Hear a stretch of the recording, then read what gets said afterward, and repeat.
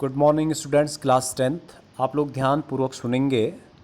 इस लेसन से भी हाफ ईयरली में कुछ क्वेश्चंस पूछे जाएंगे, तो ध्यान से सुनेंगे। सबसे पहले मैं रिपीट कर रहा हूँ लास्ट वीडियो में जो आपको मैंने बताया था। ये लेसन था हमारा मुद्रा और साख, करेंसी एंड क्रेडिट। मुद्रा क्या है, मुद्रा के आधुनिक रूप। यहाँ पर आप लोग कुछ देख रहे हैं, हालांकि ये फ़ोटो साफ नहीं दिख रहा है, आप लोग किताब पे कंसल्ट कर सकते हैं। ये सबसे ऊपर पे लिखा हुआ है प्रारंभिक आहत सिक्के, लगभग 2500 वर्ष पुराने सिक्के हैं।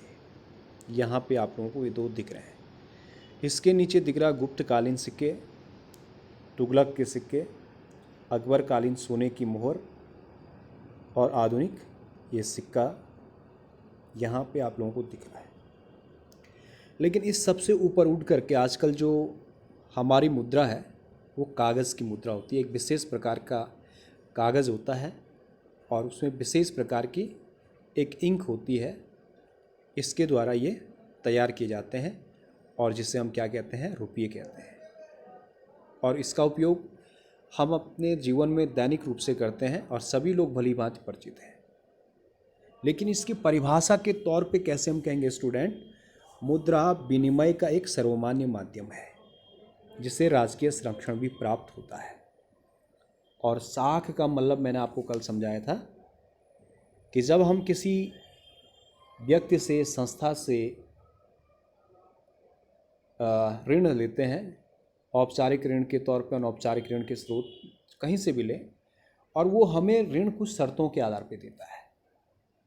उन शर्तों में हमारी एक उस व्यक्ति के पास, संस्था के पास या बैंक के पास पहचान होती है और उस पहचान को प्रबल बनाने के लिए हम कुछ डॉक्यूमेंट्स प्रस्तुत करते हैं जिनको हम ऋण की शर्त कहते हैं, या इसको टेक्निकल भाषा में समर्थित ऋणाधार कहा जाता है।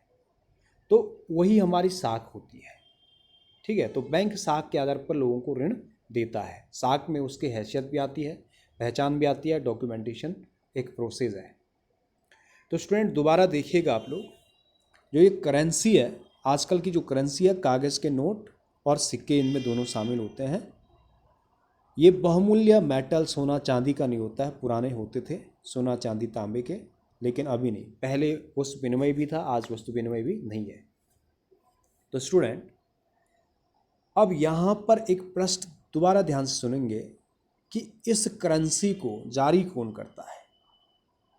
तो इन करेंसी को जो जारी करने वाली संस्था है भारतीय रिजर्व बैंक, केंद्रीय सरकार की तरफ से करेंसी नोट जारी करती है। कौन जारी करती है? भारतीय reserve bank, RBI, reserve bank of India, केंद्रीय सरकार की ओर से। और इसके अलावा किसी भी संस्था को मुद्रा जारी करने की इजाजत नहीं होती है। ठीक है स्टूडेंट, तो यहां पर सबसे महत्वपूर्ण आरबीआई का है और सेंट्रल गवर्नमेंट का है। और अब दूसरा देखेंगे, ये विनिमय का सर्वमान्य माध्यम है, इसको आप समझ चुके हैं। जारी कौन करता है समझ चुके हैं।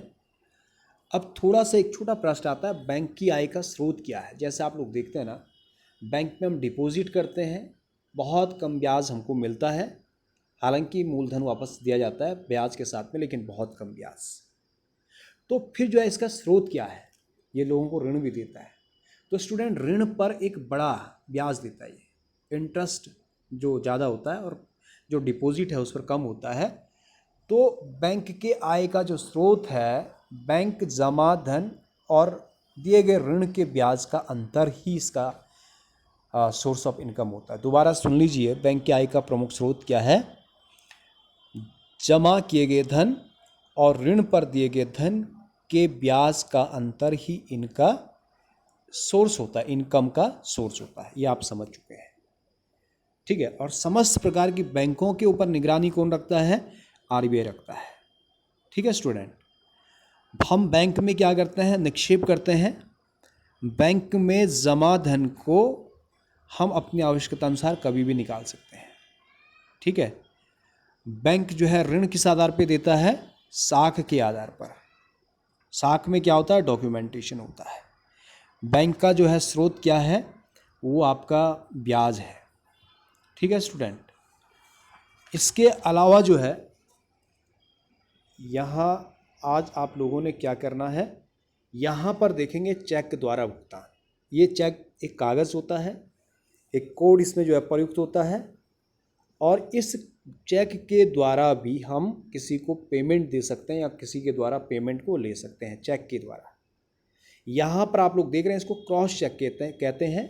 यहाँ पर A/C और पेई लिख दिया, अकाउंटी पेई, यानी कि ये प्रेम कुमार के नाम है, 57,000 का है, और इस चेक को प्रेम कुमार नामक व्यक्ति के द्वारा सीधे बैंक में जाकर भुनाया नहीं जा सकता है, कैश नहीं किया जा सकता है, पहले उसको अपने अकाउंट में डालना होगा। ठीक है, ये यहाँ क्रॉस कर दिया तो इसको क्रॉस चेक कहते हैं। अगर इस क्रॉस नहीं किया जाएगा, इसको प्लेन चेक कहते हैं, तो प्रेम कुमार व्यक्ति जो है सीधे बैंक में जाकर इसको कैश कर सकता है, चाहे उसका बैंक में अकाउंट है या नहीं है। तो अब स्टूडेंट बात ये आती है कि यहाँ पे कॉम्प्लिकेशन है, माना किसी आदमी को चेक दे दिया, अकाउंट ही पे कर दिया, उसका बैंक में अकाउंट नहीं है, तो उसको दिक्कत आ जाएगी। उसको पहले अकाउंट अपना खुलाना होगा, वो दूसरे के अकाउंट में भी नहीं डाल सकता है, ठीक है ना, क्योंकि उसके नाम का है। तो स्टूडेंट यहाँ पर अकाउंटिंग पे चेक क्यों होता है? अकाउंटिंग पे चेक सुरक्षा की दृष्टि से होता है। फॉर एग्जाम्पल के लिए प्रेम कुमार के लिए चेक काटा गया है और ये चेक खो जाता है, ये प्लेन चेक है, तो इसको अगर कोई राम सिंह नाम का व्यक्ति इस चेक को जो है मिलता है उसको, और वो बैंक में जाता है और पीछे से साइन कर देता है प्रेम कुमार, प्लेन चेक है, तो उसको वो पेमेंट हो जाएगा। ठीक है स्टूडेंट, तो उसमें थोड़ा जो है सतर्कता बरतने के लिए जो है ऐसा करना पड़ता है कि अकाउंटिंग पे चेक बनाना पड़ता है। ठीक है, हालांकि दोनों किस्म के चेक आजकल चल जाते हैं। तो स्टूडेंट, आज आप लोगों ने इस लेसन के जो मैंने आपको बताया 2-3 प्रश्न उनके ऊपर लिखना है। बैंक के आय का स्रोत क्या है, साख से क्या संबंध मतलब है, बैंक ऋण किस आधार पर देता है। उसके अलावा आपने अभ्यास में, मैं यहाँ पे किताब पे देख रहा हूँ, जोखिम वाली परिस्थितियों में ऋण कर्जदार के लिए और समस्याएं खड़ी कर सकता है, स्पष्ट कीजिए। मुद्रा आवश्यकताओं के दोहरे संयोग की समस्या को किस तरह सुलझाती है, अपनी ओर से उदाहरण देकर समझाइए। तो यहाँ पे दोहरे संयोग का मतलब देने वाला और लेने वाला। ठीक है, तो इसको देख रहा है स्टूडेंट, जबकि वस्तु विनिमय में दोहरे संयोग की समस्या का समाधान नहीं होता है। तो ये आप लोगों ने करना है, याद भी करना है। धन्यवाद।